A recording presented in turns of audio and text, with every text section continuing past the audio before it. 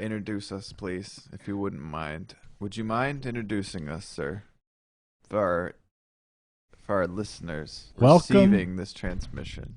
welcome to Polymuse. My name is Michael. I'm here with the Cuz, My name is Ben. and today we are going to cover the hunting party. Absolutely.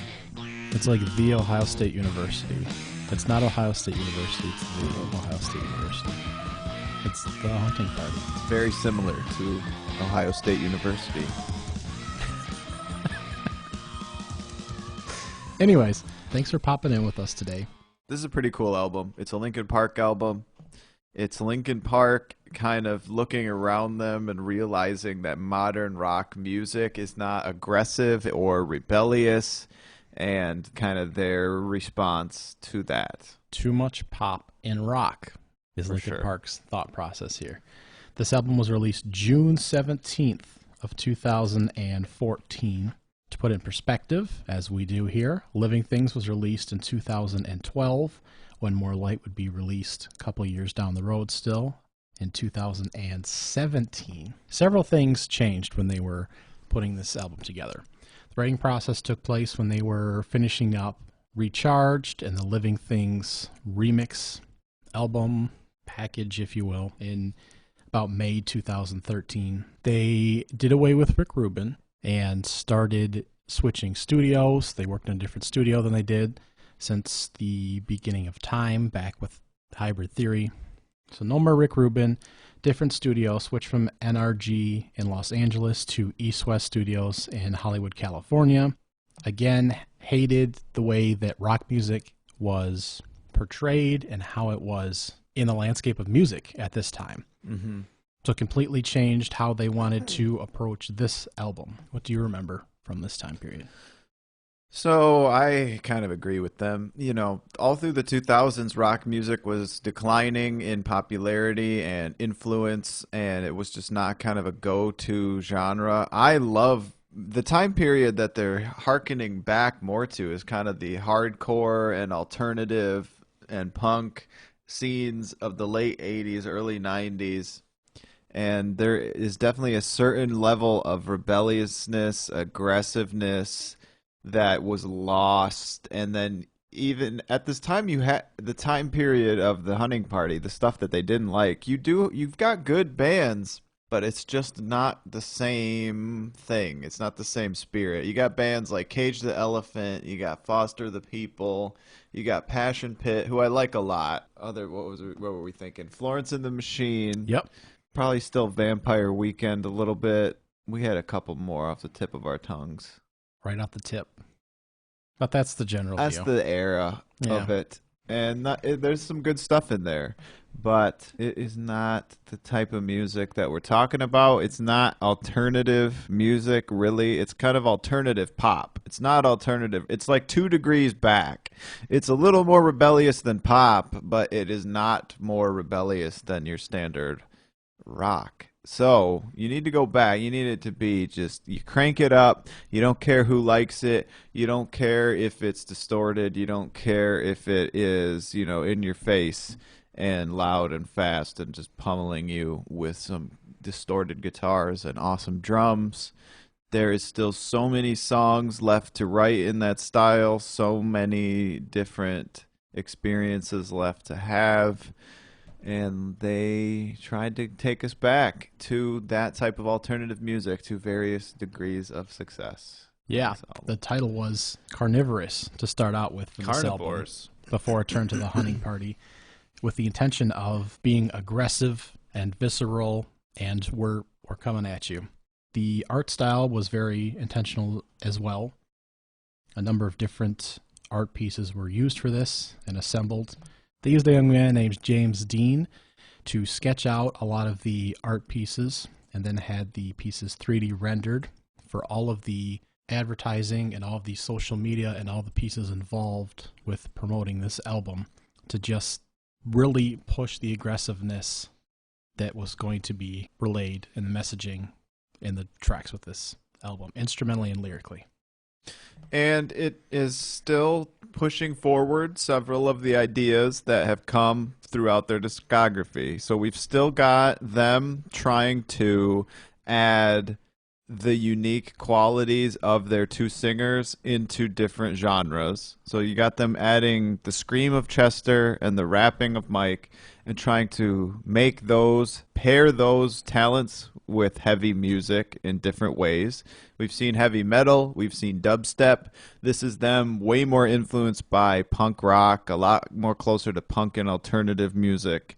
And so you've got that. You've got them doing the how can we be heavy in a new way. You've got them doing the sound collage interlude thing that you see on A Thousand Suns, where every track on here has a intro and an outro that's like a sound collage, like a really weird sound or sound clip or a quote that just really sets the stage. I'm assuming most of those, that maybe that's Johan. A lot of the time you'd think he's kind of doing the samples, and it ties it all together and has them all lead together, which they started doing on A Thousand Suns. So you've got that aspect to the music pushing forward again. The album was received quite well, and it didn't debut at number 1 at the Billboard charts. Debuted at number 3. It's the first one since Hybrid Theory to not debut number 1, but still received quite well. Prior to the June release, we did have a couple singles, Guilty All the Same in March of 2014, Until It's Gone in May of 2014. I don't know if those are the best, but we'll get to that. Speaking of the singles, though, the other part of their sound is the stadium rock aspect that I always talk about, where they're trying to craft choruses and themes and ideas and melodies that can reach a huge audience all at once and just move a whole stadium of people to, have an emotional, amazing reaction to the music. I think that, stadium rock, they've still got that in mind as well. So they're bringing, even though they're doing this kind of grungy or basically grunge music, they've still got that stadium element to it.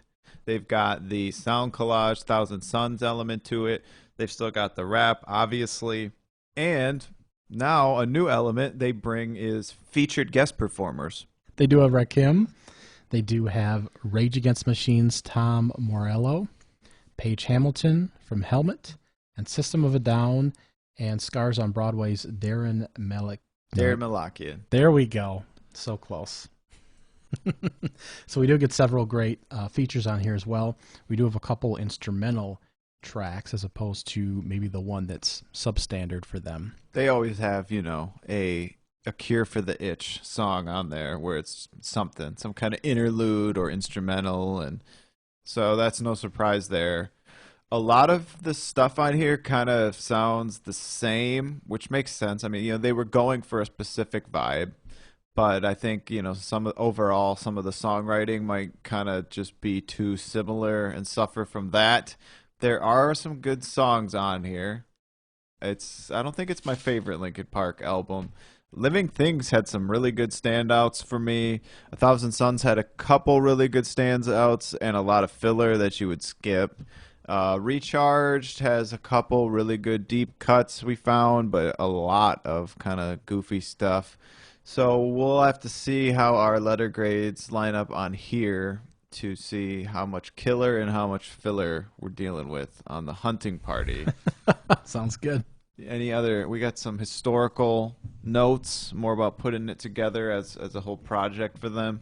Not right off the rip. As I stated, a lot of changes here, but more or less going back to a rock element because they didn't like the state of how rock music was at that point. So that's the emphasis here. Lyrically, more than half the tracks on the album are more or less pushing up against what the genre is going through right now at this point in 2013. So track 1, let's do track by track. We're going to rank them on a tier list. S rank being higher than an A for extra credit gets placed on the Polymuse mixtape. Polymuse, it's the name of this podcast. It's the name of an experience, a concept, a situation, a journey that we take you on through a deep dive, album by album, track by track. Let's do it. Track by track on the hunting party.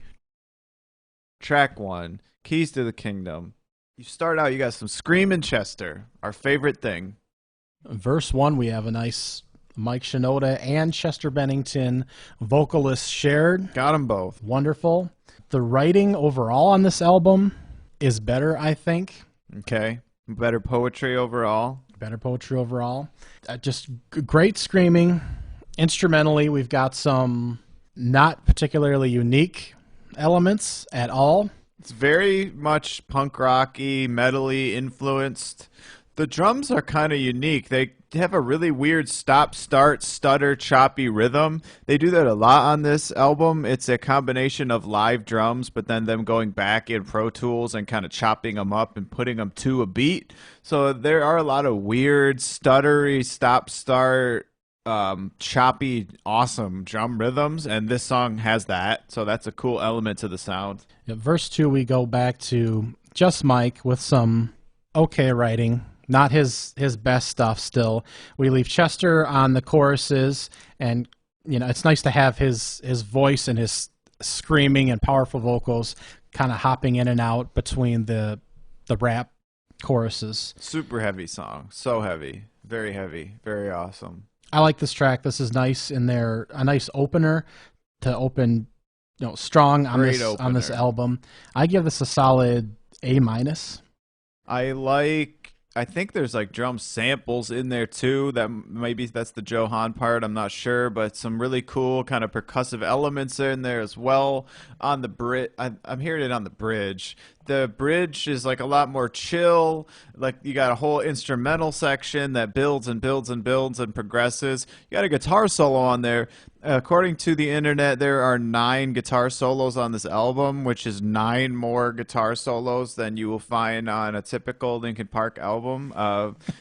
Brad Delson, the guitarist, is known for not playing very many guitar solos, not playing very many lead guitar parts.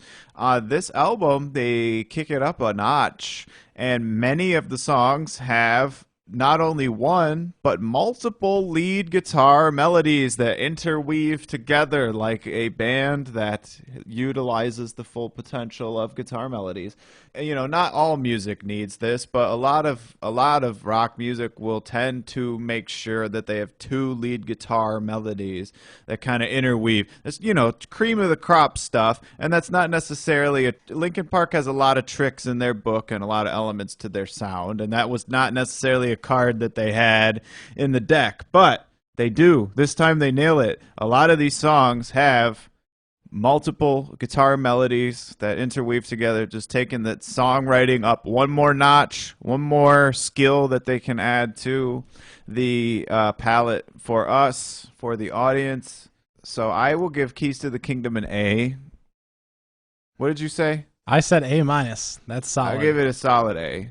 Good. It rocks. I like it. It rocks hard. It does. I think that maybe not best mixtape of all time. I've been thinking about this. This is kind of how I've been doing the breakdown. So S is the best mixtape of Linkin Park, of like your cream of the crop, like time capsule, all right, for like 100 years from now. Yes. These are the ones I want to have. The A is like kind of the B-sides of that mixtape. And then B, if you give it a B, it's like more like fans only. More like only if you're rolling in the car, you're only going to DJ. If I'm giving it a B on these lists, only if it's a real Linkin Park fan are you going to dig that deep into the Bs. Sure. That sounds good. The C's are just average, like even worse than that, where even if you're DJing for a Linkin Park fan, you're not going to dig even that deep. And then a D is like if you have a real problem with it. So that's pretty much where I am as well. So the A's are basically the B-sides of the mixtape. The B's are like, yeah, you would definitely play that if you're rolling with some true Linkin Park fans. Just a thought, not a hard and fast rule, but a lot of people have been asking how we kind of consider more of our letter rankings, if we could go into depth more about, what the value of what the different letters are worth. And that's kind of just a random, put that in randomly, episode 17 or whatever this is. We'll explain that. Any more thoughts on Keys to the Kingdom? Just that it's open to interpretation lyrically.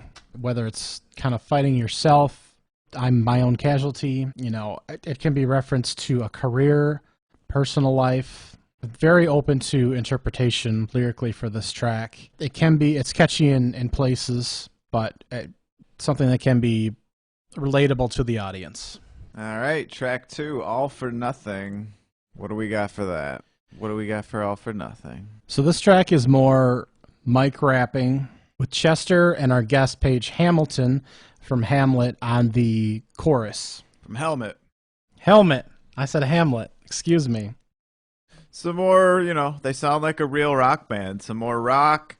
It flows, it rocks. They've got really good rolling drums. You got the mic rapping part. There is a guitar solo. Doesn't really stand out for me. Kind of feels a little more on the generic side, but I can see why, it's definitely that alternative sound they're figuring out. It's certainly high energy, and it certainly feels lyrically like it's a push against folks that don't like Linkin Park's music or, have criticized them. So it's just a very, like we stated, a lot of these are protest songs, and the fact that you don't like what we're doing and we don't like what the genre is doing. And this is very much in that vein from one interpretation. I don't know that Paige Hamilton adds a whole lot to this track at all. It could have been one of the other boys we already have. Mike. Yeah, and Mike's lyrically is not, these aren't great lyrics. It's not anything past a juvenile level. It's not a standout track at all. Yeah, not really. I gave it a B-. I gave it a C+. We got track 3. We got Guilty All the Same. We got Rakim of Eric B. and Rakim, legendary hip-hop artists from the golden age, classic hip-hop MC DJ duo. Rakim he's one of the greatest, dude. This is awesome that they can get that type of respect in the industry to collaborate with this type of artist. Tom Morello, another legend on here coming up later, but it's very cool that they can collaborate and start doing that kind of stuff on record. They've never really done that before except on the remix stuff, so they're moving into new territory. This song is very tightly written with the chord arrangements and the arrangements of the different sections of the song, just how the different pieces of music lead into each other. It's just tight. Chord changes, chord progressions, chord arrangements. Slightly more intense than the other couple ones we've had. So it just kind of rolls along and your ear kind of anticipates the next piece of the song as it goes because of how tight the writing is. Rakim comes in on the bridge and raps his ass off for a long time. He does a full verse with all kinds of imagery and all kinds of, he says a whole bunch of stuff. Rakim's verse is great. Hip-hop was also feeling infringed upon by especially older generations like him that, pop was infringing on hip-hop. Same as Linkin Park was feeling that it was invading rock at that time. He actually drove across country from New York to Hollywood to record with them because he's afraid of flying. And performed on his way across the United States to help them out and lay the bars for this track. But he's kind of the highlight here. Chester's got a couple verses. We have no Mike in here at all. It's a track more or less about finger pointing. Everyone's guilty. Yeah, guilty. I don't know why you couldn't have thrown Mike on here. He falls flat a lot of the times when he's on a track with a Pusha T or a Bun B or, another real hip-hop artist, which is unfortunate. I don't know why he couldn't have fit on this track. To me, this isn't necessarily a standout track outside of Rakim. Right. It's long. It's 5.5 minutes, or almost 6 minutes long. To me, it's just average. It's kind of boring. Like, out of all the cool ideas that they had for this, it just is not a really exciting, dynamic piece of music. It just kind of chugs, and I gave it a C. Once you hit your chorus and you hit your pocket, it's just very the same. You hit your spot, and there's no variation, and very boring. What do you rank it? C+. Rakim bumps it up for Rakim. Bumps it up a little bit. We got track 4 is The Summoning It's an interlude. You've got some synth, you got some guitar, you got like a music box playing in the background, a bunch of like chopped up weird staticky stuff happens. It's kind of a cool interlude. You know, they always want to do like a weird sound effect interlude track, so let them do it. What do you think about Summoning? Worth noting real quick that the first single was actually Guilty All the Same. The Summoning is a nice interlude. It's not as good as the track later on. It's a fine connective tissue from Guilty All the Same to War. We kind of carry this intense battle persona that the album has, so it's a fine piece to kind of carry us through. Track 5, War. It's kind of a 3-chord rocker. It's very punk. It's the most punk they get on the thing. It's just kind of that boom bap hardcore like punk rhythm. You could definitely mosh to this. It does have a guitar solo, which is pretty cool. Really simple. Other than that, they don't really do anything new or unique with that style of music. It just kind of is what it is. They just wrote a 3-chord rocker, and it's about war. Yeah, nothing special lyrically or vocally or instrumentally. Chester's screams on here are okay when he's screaming war, but it's just a Linkin Park vein of this kind of style. Yeah, it's just like, hey, we can play like, it's not, that's the problem though. It's not the Linkin Park of this style. It's just the generic of this style. It's not them taking it and putting their spin on it. It's just like, hey, we could play this other kind of, you know, they could have taken it to the next level and added more Linkin Park elements. That's a good point. We could have dropped Mike in there somewhere. Again, this is an all Chester track. Or Johan could have had a little bit of something different in there, but they got the guitar solo. Whatever, it's a D solo, and I gave him a C minus. C. This is a C track for me. Wastelands starts with like a broken up, stuttery jungle drum rhythm. I think on like the rims, it's like a really crazy slappy percussion sound. Then the guitars come in heavy. They sound like Rage Against the Machine on here, even though this is not the one with Tom Morello on it. But just chugging guitars, Mike rapping, Chester on the chorus, classic Linkin Park formula. Pretty good stadium rock chorus, and I like this song. What do you think, Michael? So this song was used in promotions with UFC, so it got a lot of extra publicity that way. It was one of a trio of tracks that was released as additional singles when the album actually dropped in June of 2014. So it got a lot of extra eyeballs on it, a lot of extra listens. It doesn't stand out to me either too much in Linkin Park's grand canon. Yeah. I don't care for the solos are great. The guitar solos, as you stated, throughout the album are fantastic. I'm glad that we have both vocalists again. I don't like a lot of Mike's vocals, or Mike's writing throughout the entire project. On the surface, when you're listening to it, if you're not listening too closely to what's being said, they always flow together nicely. A lot of it's woven together for a good listening experience. So I guess from that, if you're not, listening super close to the lyrics, it's good from that perspective. But this is another C to me. C plus is what I say. Just not an outstanding song. Not outstanding song. Kind of bounces. Nothing really special about it. And just another point to rock music kind of falling apart more or less. Yeah, Wasteland if you want to interpret today. That way. Sure. Until It's Gone is track number 7. This is a wonderful, wonderful opening to this track. One of the best ever to a Linkin Park track. They wrote an intro, a great intro. It's got a really intricate synth and lead guitar part that interweave together.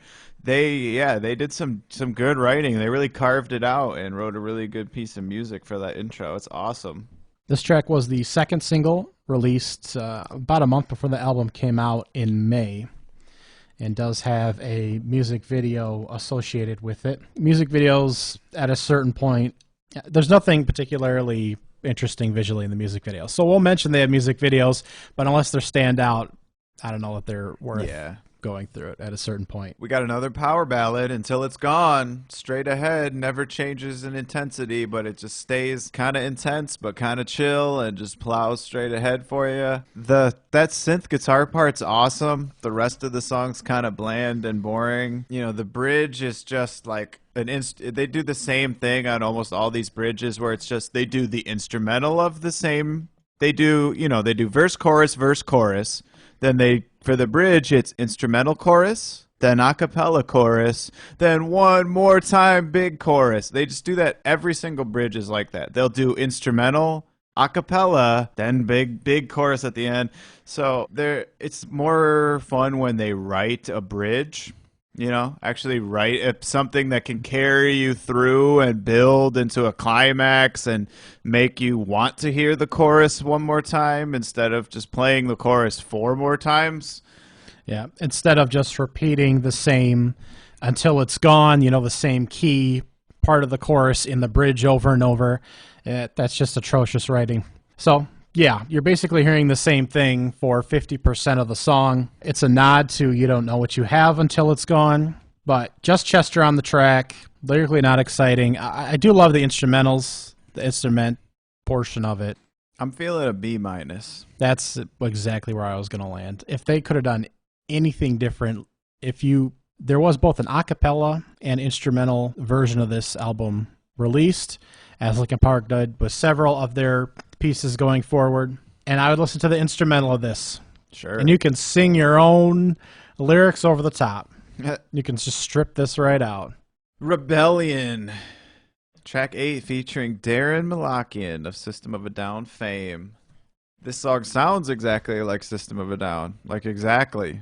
Very musically like System.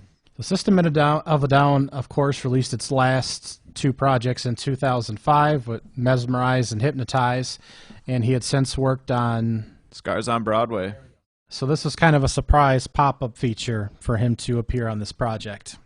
I love System of a Down. They are very cool, very unique sound, very influential sound, very powerful, just so accomplished as musicians and writers. Just I think they're a huge, probably definitely underrated part of rock music. I know they've gotten a lot of fame and a lot of acclaim, but underrated part of rock music. I think Darren's awesome guitarist.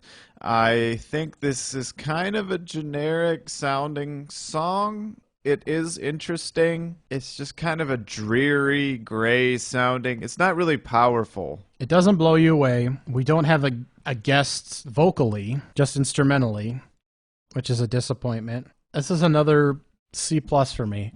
It doesn't push anything instrumentally or vocally. It's not straightforward enough that you're like, this is very Linkin Park and them at the best at what they do. Right. So it just falls as another bland track in the end. Yeah, I'm feeling a C. I'm similar. For the same reasons. Just, it has a lot going for it, a lot of potential, but then it just winds up feeling like a really bland riff that they could have thrown anywhere. It doesn't really excel at any of the kind of key areas that we kind of mentioned. It's not really stadium rock. It's not really putting their talents into a new genre in a new way. It's not really hitting on any of the, the stuff that they keep pushing forward on this stuff. And another verse, chorus, verse, so we're not getting a lot of variation in the writing. Verse, chorus, verse, a bridge, which is the same of the chorus, then chorus again. Well, they did write a bridge. They got the rebellion part with Chester screaming rebellion and kind of a breakdown. So they do have like a breakdown bridge section, but other than that, a lot of repetitive stuff. They didn't really write a riff. There's kind of a chugging, kind of tremolo guitar part, but not like a true catchy riff that you're going to hum and sing and whistle and remember to yourself. Yeah, kind of just straight in the middle as a C. Track 9 is called Mark the Graves. I think it's a really good song. Like a really cool, unique, good song. It starts with like a marching snare and a guitar. Then there's a bunch. They wrote riffs for this one. A bunch of riffs. Catchy riffs. Awesome, memorable riffs that are powerful. And there's 3 or 4 different riffs. They start with one, it leads into a couple different ones. Then there's like a main riff. And it's like that kind of riff where the more you hear it, just hear it over and over and over again, and it just keep getting better and better and better. And it's so catchy that your brain just anticipates the loop and knows exactly where it wants it to hear it. And every time it just feels rewarding again and again because it just rocks so hard. And it's just such a well-crafted riff. And that is not easy to do. That's what the best rock bands in the world did. Starting probably in the 60s, more in the 70s, though, I'd say is the rise of the riff as just a really songwriting tool. And Linkin Park does not always write riffs. Sometimes they just write straight up chord progressions or kind of noodly stuff or synth stuff. But this is a riff song and they annihilate it. This is very much a focus on the instrumental and not so much the vocals or the lyrics. We don't even get vocals until over a minute into the track. Yeah, a minute and a half. A minute and a half into the track. So limited writing. I think we basically have a verse, 2 verses, and then kind of a chorus. Just Chester. Just nice kind of vague, letting go, goodbye, memories kind of feel. But just really focused on guitars, drums, very much an instrumental, more of an instrumental piece, really. It hits you hard, though. Just the riff itself really makes you feel something. Just the notes that they wrote have a effect on you, and it's one of those songs, man. I gave the song a S. I think there's probably room on the mixtape for this. Really? I love that riff. S? It's that epic of a riff where you feel like an emotional like victory when that riff pumps in and hits you. I love that type of thing. This is a B+ for me. Track 10 is Drawbar featuring Tom Morello of Rage Against the Machine. Our second instrumental piece, and just a phenomenal collage of sounds hitting your ears. It's cool. Tom Morello is a genius. He's the kind of guy who he does things that are impossible on guitar. He can make a guitar sound like other instruments. He can make it sound like a harmonica. On this, he makes it sound like a violin. He just does this weird atmospheric. This is not his typical thing. He usually plays, Rage Against the Machine, like rock music, funk music. Here's like a twinkly, atmospheric thing, but the way he's playing the guitar is so unique and so otherworldly and weird. And it's just a jam with him, jamming with a piano part and a drum part. And it's very atypical for the type of stuff that Linkin Park usually does. It is a chill moment for Hunting Party. It's weird that they got Tom Morello to do the chill interlude song instead of, a rock song for his guest spot. But maybe that was kind of the whole idea, was have him do something unique, something that he doesn't get to do every day. He gets to try and do something experimental with Linkin Park. I don't think we should rank the interludes, but I think this is a really cool piece of music and definitely worth checking out for fans and non-fans alike of Linkin Park. You might like Drawbar, just two minutes of just kind of a cool little atmospheric thing. Any more thoughts on Drawbar? No, I love it. If we were to rank it, I'd give it an A. I think it's just a nice... Okay, rank it then. A. C+. Okay. I think it's just a nice little lull between Mark the Graves and... B-. I'll give it... Oh. Bump it up.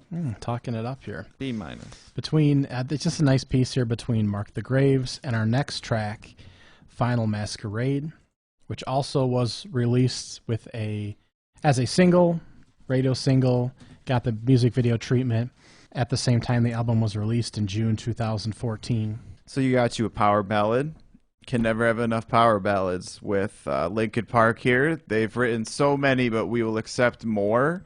This one is kind of that generic, trappy, snappy, post-dubstep beat that is in so many songs. Pop music, rock music, country music, everything has that, the trap beat, the finger-snapping beat, the kind of a dubstep beat, but not really. So it's just that beat that you hear in so many songs. A lot of clean, slightly dirty guitar, a lot of echoey, distant-sounding synths.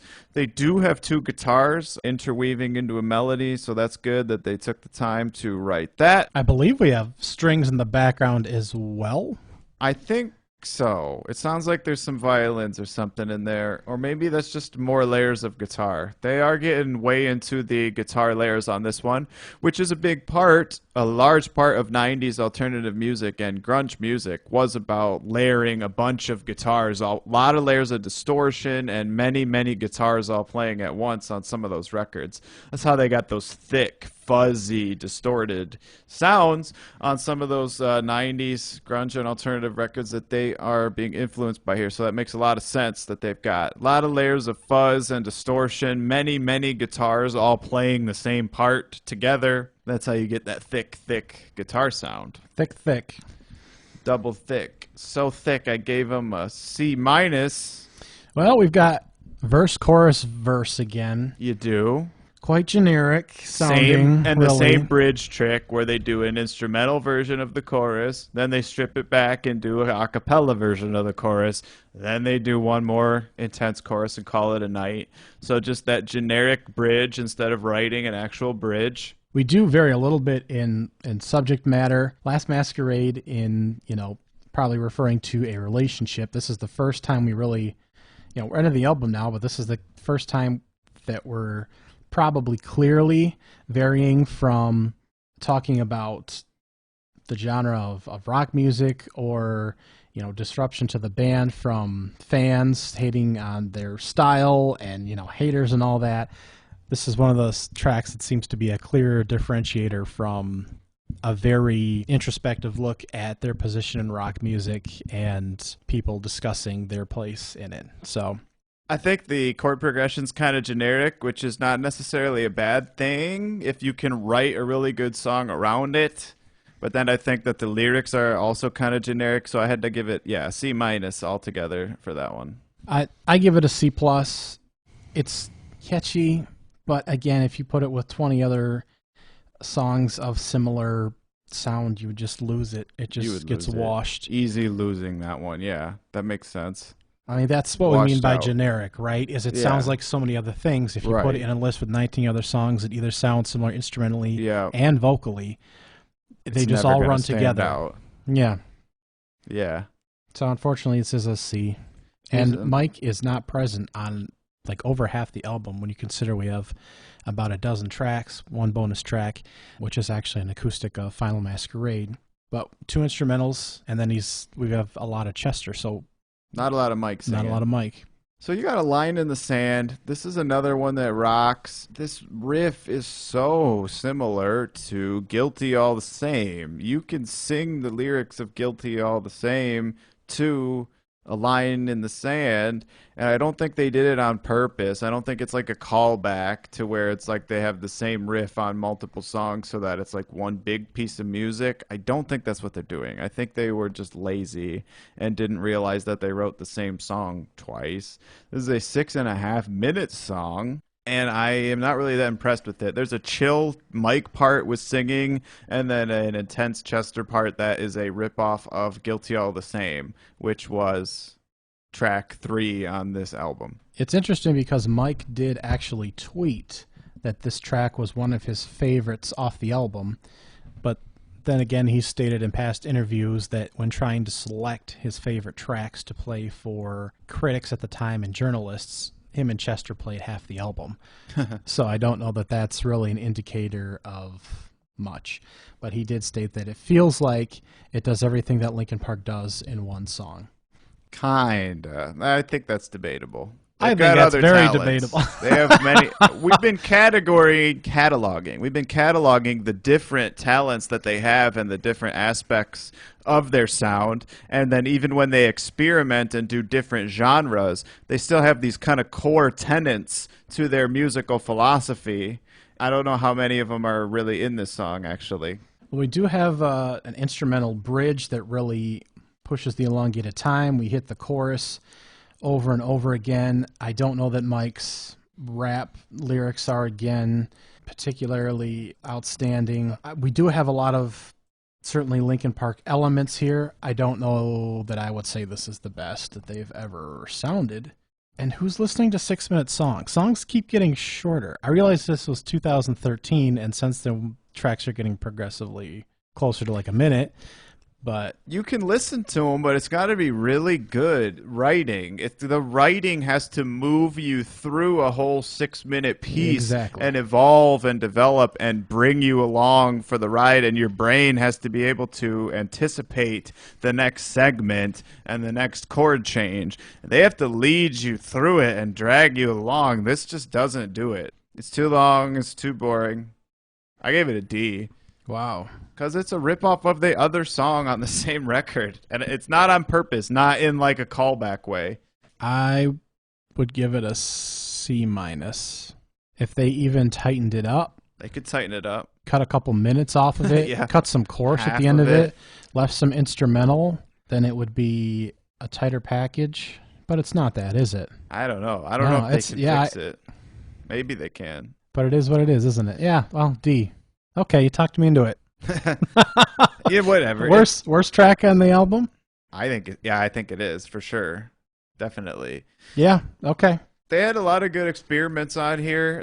I loved what they were going for. Like I was trying to say a minute ago, it's cool that they can have each album be a different genre, but they've still got their musical philosophy where they're trying to make it catchy, they're trying to make it experimental, they're trying to make it heavy, but heavy in a new way. They're trying to make it fill a stadium with emotion.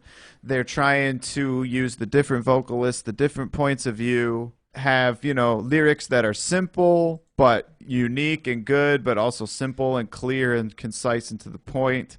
And all of those elements that are true to Linkin Park come through on this, even though it's a genre that is a different genre than they've really put out in the past, essentially.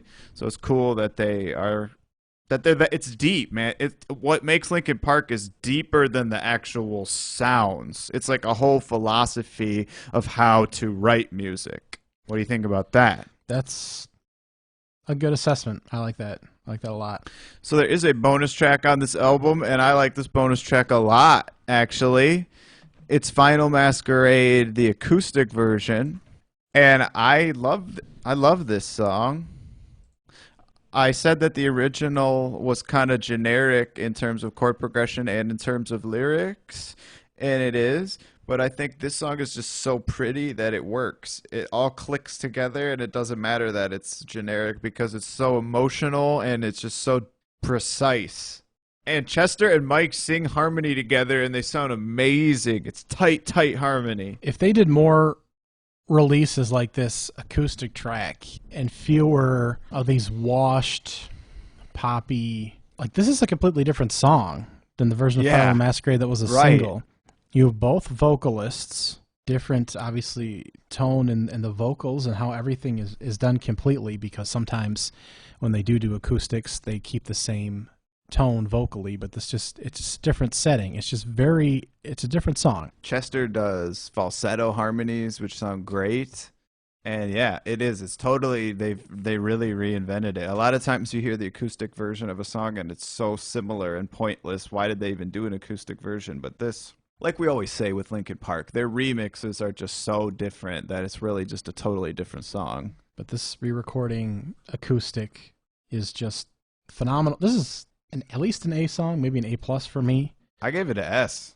I'll put Ooh. it on the tape. I think there's still room. This is Okay. a really good ballad. This is a great example of like their lighter side. Like this beats some of their power ballads. This beats some of their other down-tempo, low-key stuff. If you were trying to get one of their best folk songs or one of their best low-key songs, I think this is up there. Okay, yeah, I'm going to bump it to an S too and make my final album. Dang. I was trying to think if there are any other acoustic tracks I would push up there. I don't know that there are any that we'll necessarily be reviewing or looking at. We do have, strings in the background as well for this one. Yeah, we'll push it up to an S. It's a really good track. Definitely figure it out. Find it on YouTube or whatever if you've never heard it. For hardcore fans, casual fans, this is one. This one's up there. I'm putting it on my greatest hit. It's not going to be on the real greatest hits, but the fan favorites greatest hits that we are creating for you guys is Go. This is the S tier song. We found it. We found you one. Yep, the Final Masquerade acoustic. Got him. Found one. S. So overall, this project, again, a different style. A success of a project. Would you agree with that? Yes. for what it is. I'm not taking a ton of songs off of this and re-listening to them, I don't think. Mm-hmm. A lot of C's, we said. Yeah, that's the problem. Yeah. But for the time period and bringing, I guess, quote unquote, bringing rock back, that's exactly what was needed at the time. Yeah. Too many C's, too much just kind of meh. A few standouts. They knew what they were going for, but none of it was like super, super polished to that next level. But I just think it's so interesting to hear all of those echoes, the soul of Linkin Park across different genres, different time periods, and it's just their style of creativity and their style of experimentation. And I hope they continue to make music now, even though Chester has passed away. I think that, they could have done, because this is what it is, right? Like they did an experimental one with 1,000 Suns, like totally just weirdo goofball, like off the walls music. Then they do Living Things, where it's a lot more kind of chasing a trend and trying to fit it. Now this is the rebellion one. It's like back and forth. So that Living Things, they're kind of on the money, they're kind of on trend. Now they're like, hey, let's go back a couple decades, be influenced by what came before us, which that's always a good idea for all songwriters, all artists. You got to understand the foundations and the fundamentals of the genre that you're working in, and understand like who, you got your influences, but then you need to figure out your influencers' influences and track it all the way back to peel back the layers of the earlier versions of the genre and start there, and then reinvent yourself from an earlier point in time. Because if you're only influenced by the people that are around you that are making music at the same time as you, it's all going to be generic garbage. So every once in a while, and Linkin Park is smart enough to know. So it looks like they're just going back forth to do like contemporary album, throwback album, contemporary album, throwback album. And that's a really interesting, cool way to do your career and your discography. Because the next album is like super poppy, contemporary, like chase the trends. Yeah, and picking this album up or looking this album up, yeah, it's very much, this is a rock album. Whereas Yes. now a lot of the times you're like, well, this could be, not a lot of the times, but you can say, oh, this has got some pop in it, or this has got some elements of exactly what Linkin Park was trying to avoid on this project. Mm-hmm. And you're very much like, hey, this is rock, or even punk rock. A lot of different flavors, but rock. It's what they wanted it to be. Very much back to the roots and some of the core influences in that realm. Thank you for joining us on the journey known as Polymuse, invented by us. It's invented by my cousin, Michael, to the right of me. Thank you for being here every episode and co-hosting this podcast with me, Michael. Thank you. It is an honor. And a privilege. Tell them about Polymuse. Polymuse.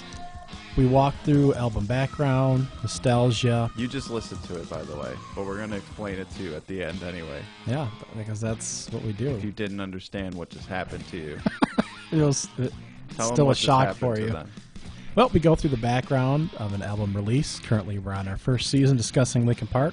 Each episode, we cover a different album, the background, any notes, recording, anything we can find on the project. And it's like a journey and an odyssey, an experience, and a concept, and it's called Polymuse.